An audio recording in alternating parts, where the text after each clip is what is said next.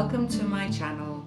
This is Emma. If you haven't met me before, I'm an artist and I live and work up here in Cumbria in the northwest of England, otherwise known as the Lake District. I'm very lucky to live here. I used to come here on holidays many times as a child because I had various great aunts who lived over here. They retired over here and they all had like 30 or 40 years of retirement somehow. I don't know how they managed that. But we used to come as children and it was just wonderful. It was this magical trip because I come from the northeast of England originally, but my grandparents had a caravan over here down in Silverdale. I don't know if anybody knows Silverdale. It's kind of South Lakes. It would have been, I think, what was Westmoreland back in the day when we used to be Cumberland here. It's now called Cumbria and it sort of covers the whole area. Anyway, we used to go on these lovely little summer holidays, you know, real bucket and spade things, just going for walks. Well, going for a walk was exciting, was an adventure, and we could play out. My grandmother had this caravan that was on a lovely little site full of trees, and there were good neighbours, so everybody looked out for each other. There was a big shop on the site, and we were just free just to roam around. She used to take us in twos because there were four of us. My mum and dad had four of us. And it was like our only summer holiday really because my dad just worked all the time, sadly. Occasionally we'd go for a holiday in a wonderful old, like a bed and breakfast with my mum, and this lady ran this very old-fashioned, quite a strict bed and breakfast down in Arnside, and you were only allowed so much bath water and, you know, woe betide you if you didn't eat all your breakfast or whatever. But we were free. I think it was the freedom of children then was much greater than it is now. Freedom just to roam. Freedom to go where you want to. We used to wander around the woods. I mean, as long as we told Granny where we were going, you know, we'd say, Granny, we're going to the shop, and you'd go down and spend your little bit of money that you had on some treasure, probably some total rubbish, but it was a treasure to you because you'd saved up your pocket money.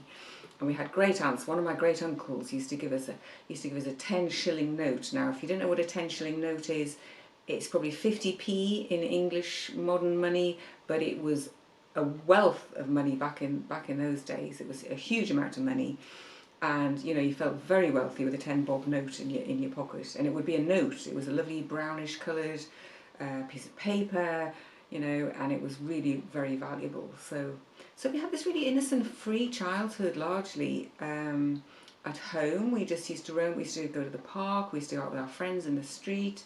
You know, again, you just say, well, I'm going to the park, and you know, Mum would say, well, just keep away from so-and-so, you know, there'd be perhaps, you know, somebody you shouldn't go near, but it was mostly very safe. And, you know, walking down a long dark street was safe, to catch the bus at the bottom, to go into town, and I used to go to town, you know, tuppence bus ride or whatever, and I just think it was just wonderful, and I'm so grateful for that. I think there's so many things that, you know, you're not allowed to do these days, and so many bits of paper you have to sign to let your children do anything now, so I'm very grateful for that free childhood. And going away with my grandparents was just lovely because they used to treat us to all sorts of treats. I remember having fish and chips. We used to go down to Morecambe, and my grandfather would have little knife and fork set in the car, and we could have fish and chips. We used to go and dig worms and go fishing with him on the local beach area where you could go fishing. You know, really innocent things. And I think it's a bit like what I was talking about last week in terms of simple pleasures, just things that gave us such pleasure. I used to write a diary when I was away, and it was wonderful because it was just full of, got up, Granny made such and such for breakfast, and she made chips for tea, and we went to see so-and-so and played whatever it was we played. You know, all very simple little things. But the freedom to roam, I think, was the greatest treasure really of that time. So yeah, I try and do that today really. I try and keep that sense of freedom no matter what's going on in my world. When we went down, we had a lovely holiday down in Devon earlier in the year, and I came back thinking, why is it when you're on holiday you have this complete sense of freedom because you've got no jobs to do, you've got no worries, you just get up in the morning, you say, well, where we're going to go today, what are we going to do, you know, what shall we eat today, what delicious food can we find? And I kind of want to bring that holiday feeling into my life. There's been a lot of things going on. I've been organising things. We're getting some work done, I've mentioned, on the house and things. We've had roofers coming. All sorts of people coming to do all sorts of jobs for us this year. We've had a lot of things to do, and I've been organising a lot of that, which has been really good fun. I have to say, it's been quite good fun to see what I could do. And then also I've had a lot of arty things going on, my lovely exhibition that we've just set up. I'm applying to do an artist programme somewhere and a workshop, and I'm just thinking really about what I want to be doing.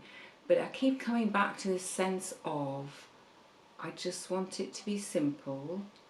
I don't want it to be complicated. I don't want it to be onerous. I don't have the energy to do what I did when I was in my 20s, and I don't really want to do it that way anymore. You know, as a child you run around, you're full of beans, aren't you, full of energy.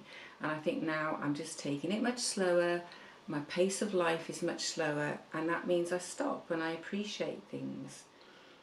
And I think that's been really important recently when I've had so many things going on.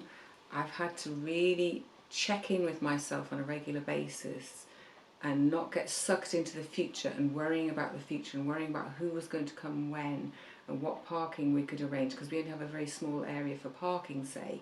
So if the roofers are here then and somebody else shows up, we'll have to make sure we juggle that. And it's really trivial, it's really tiny, but sometimes if you let that take you over, all those sort of things that you think you should be worrying about, then you can't be in the moment, can you? You can't be actually here and now, appreciating what's going on around you and just doing the one thing that you really need to do. So I tend to sit down. I mean, I've got I don't know about you, but I have a lot of bits of paper now with things written on, do such and such, book such and such. So I've just booked the dentist, and instead of procrastinating about it, which I have done for several weeks, if not months, probably since my last appointment, and it's so easy to do because it's all online, it's really easy to do. But I actually said, right, I'm doing it now, and I just did it, and then it's done. Then it's off my list, and then my list just gets shorter. So I try not to have an actual list. I just try and write little bits on bits of paper, and I pick out, I have a little box. So I write all the different things I think I need to do on a piece of paper, and I put them in this little box, and then each day I just pick out maybe 2 or 3 that I absolutely know I need to get done that day. And that just helps, and I think that and just being able to go outside and look at the flowers and the trees from time to time, or just look out of my window if I'm upstairs in my my lovely art room. I just look out of the window and I look at the trees and I think, and I stop and breathe, and I just find that just calms everything down, don't you? I don't know what methods you use to keep on an even keel when everything seems to be kicking off. It seems to have been quite a busy summer, I think, generally, and I think right around the world there's lots of things going on. There's some really big challenges happening for people, and I think, well, the more peace that I hold here, the more simplicity, the more joy, the easier I take things, the easier I make things, that then goes out. So everybody I meet, everybody I talk to, I can offer a sense of peace to, and I think that's my contribution, I suppose. I can't go off and fight wars and I don't know, make big changes, but I am making big changes in my life. I've made a lot of big changes this year. I don't know what you've been doing, but things have come up for me to change quite radically, not least of which has been my channel, and I'm so grateful to you for being here with me, sticking with it and seeing what's going to unfold each week, because I never really know. But it's my pleasure to be here. It's my pleasure to share this little bit of time with you and perhaps offer a little bit of filming, a little bit of insight into what my little world has been, and then that might inspire you, or just making a connection with you, making a connection with other people around the world, well, whatever you're doing. So I love it when you leave me a comment. It was so nice last week. I had 2 or 3 people who I haven't spoken to for a little while, and that's such a treasure. I think this week's all about treasures. Little treasures that you just hold in your heart and think, well, that's a lovely thing. So when there's other things happening which are more stressful or difficult or challenging, you just hold on to that little treasure, don't you? That little moment of joy and peace, and that's just terrific, I think. So here we are, we're moving into August. I don't know what August means to you, wherever you are in the world. Obviously it might mean you're moving into sort of the end of the summer, the late summer, the joyful end of summer, late summer time, when there's still flowers in the garden and the butterflies are flying around on the buddleia. But obviously for you in Australia and those parts of the world, you'll be moving into sort of, I suppose, towards springtime, which is rather lovely for you, and we're going to be heading into autumn. I do feel it's a change. I don't know about you, but I do feel there's a radical change happens in August. I kind of lose the desire to push and to make things happen and to grow things and even to cut things back at the moment. I just feel like I just kind of want to rest a little while, just savour the moment, just be here and now, just look around me in the garden. Yes, it's a bit crazy out there, but there's lots to do, but I'm just going to wait for my turn. I've got hedges to cut back, which I might do, but I'm just going to take my time. I've got windows to paint because if the weather's dry, I always paint my windows in the summer. I give everything one big clean. I have to confess, ladies and gentlemen, I clean my windows once a year. That's it, unless they get really disgusting. And I give them a really good clean. I take out all the spidery bits and I open them up and I clean everything and I paint them where they need painting. And that's my little summer job, that and cutting back, as I say, the hedges. But otherwise, I feel as though, I don't know about you, I just want to relish this particular time before we slide into September and the autumn here. I'm just going to sit out in the garden as much as I can.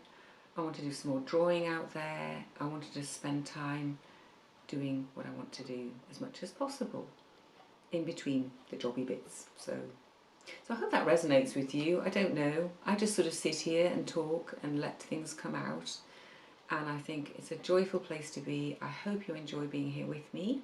I've got a lovely little film. I did talk about the artwork I've been doing, and I'm going to show you my shepherd's bags next, as I promised. A little film I made whilst I was making them, and a little view of what they actually turned out like. I was very excited. I was doing something a little bit different, and I'll be interested in your comments on what you think about it, so do let me know. Otherwise, I'm going to stop talking now, and I will look forward very much to seeing you all next week with my next little episode of Life and Stuff. So thank you for being here. I will see you again very soon. Bye for now.